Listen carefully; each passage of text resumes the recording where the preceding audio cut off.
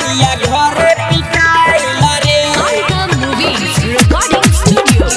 घरे पिटाइल रे मिलेला ओकरा से रही गुताइल हमन कके हम लेनी बोलाई हाँ हाँ हाँ मिलेला ओकरा से रही गुताइल हमन कके हम लेनी बोलाई सटी के लगे सुते गईनी ओकरा साथे सटी के लगे सुते गईनी ओकरा साथे चढ़ी के ऊपर रे जाने कौन देलस बताई रे माल बिया घरे पिटाइल रे जाने कौन देलस बताई रे माल बिया घरे पिटाइल रे माल बिया घरे पिटाइल रे घरे पिटाइल रे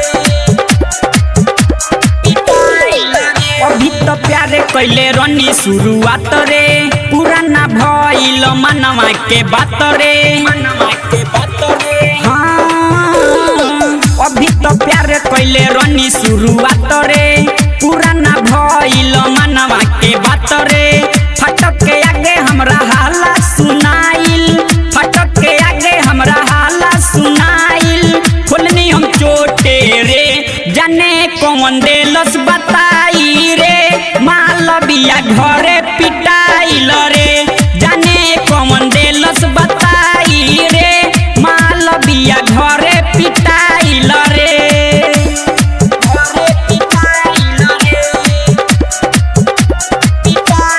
रे मेरा मंदीप के लगे उ गइल झुना भाई बारे बड़ी कसाई हाँ मेरा मंदीप के लगे उ गइल झुना भाई बारे बड़ी कसाई पुनु के लगे उ तो फोने लगवले